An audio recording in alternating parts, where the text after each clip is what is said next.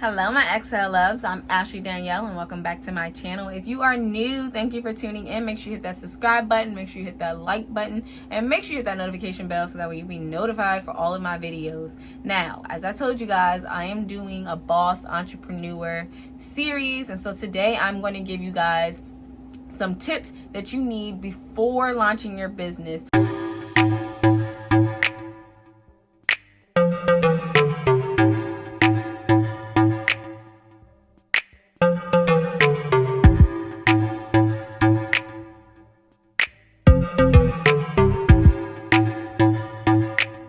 So first things first, register your business.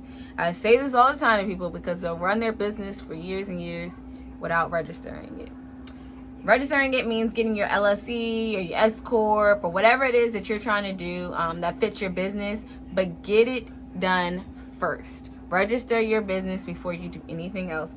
Number 2, going on the IRS website and filing for your EIN. Now, your LLC is going to be different depending on what state that you're in. So the price or the steps, so it's pretty simple. So all depending on your state. Your EIN, now that is free and it's done through the IRS, but make sure you do not do it until after you do, you register your business for your LLC or whatever it is that you're doing. Because if you don't do that first and you do the EIN because it's free, and then later you try to go and register your business and now your name's taken. So this is a huge reason why you need to register your business, because then you'll have to redo the EIN number. Number 3, open a business bank account, guys. Like, do not try to mix your personal money with your business money, because that's going to hurt you. I'm going to say in my next step, that can hurt you with your next step. So open up a business account so that way you can see how much money you're making, how much money you're spending out.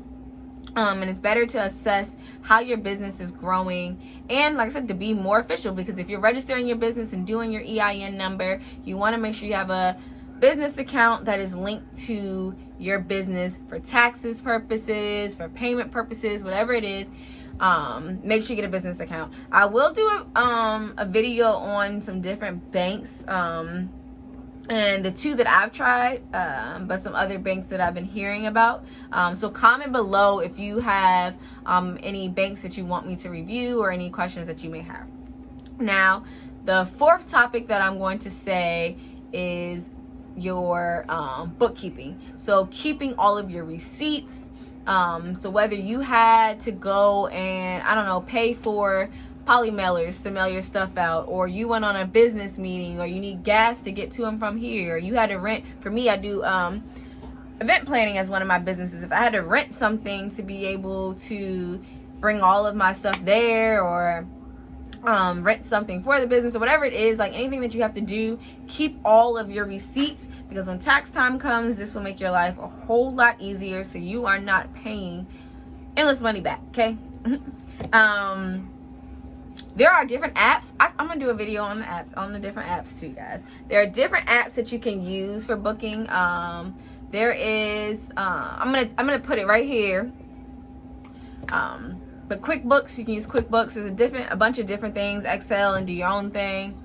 There's a bunch of different things you can do, but please make sure that you keep all of your receipts, items, all of that stuff, guys. Okay, even receipts from creating your business, guys. Keep all of those documents. And if it's something that you can't do, get somebody that can do it for you. I know for me, this is pretty easy and second nature, because in the past I was a general manager for like 6 years. And doing that, I had to pretty much be the bookkeeper of my location. So keeping all of our receipts, filing how much money I spend, looking at my bottom line, being able to read the profits, being able to literally tackle all that stuff. So to me, it's pretty easy. If you guys would like me to do a video on how to properly do bookkeeping, I can do that as well. Just comment that below. Number 5, create a business email, guys. Do not use your personal email for your business. Now, it doesn't have to be an official email when you're starting out. So it doesn't have to be where it's such and such and such and such at yourbusiness.com. Like, it doesn't have to be that starting out. It can be a Gmail or Yahoo or whatever it is that you use just to start out.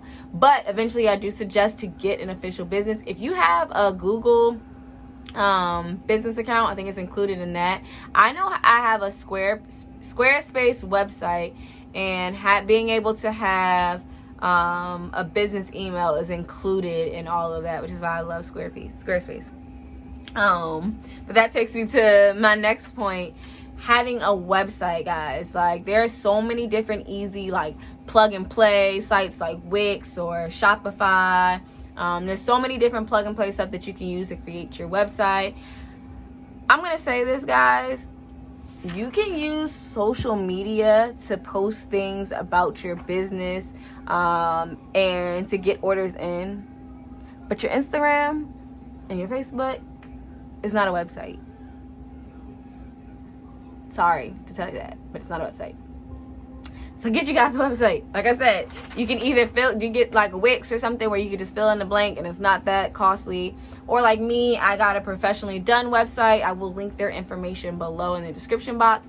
But they do a really, really good job. I absolutely love having my website, and I recommend it to everybody because it puts everything in one place.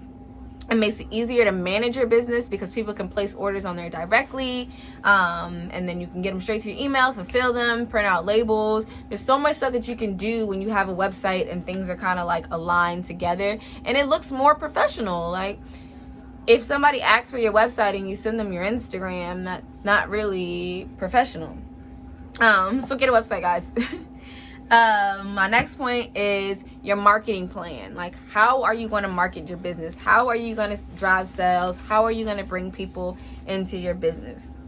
Are you going to do like a traditional marketing plan, or are you going to do like sales funds? Are you going to do ads, like Facebook ads, Instagram ads? I'm going to do a video on how to properly please the algorithm on ads, y'all. So stay tuned for that video in this series. But how are you going to be bringing in sales? Like, are you going to use a blog? Are you going to use YouTube? Are you going to use like I said, the Facebook or Instagram ads? Are you going to do like an email list? Like, what do you plan on doing to bring in customers and being consistent with it? So if you start a Facebook ad or Instagram ad, make sure that how you write it out is clear and concise and straight to the point. Make sure your picture or your video that you use is clear and concise and straight to the point.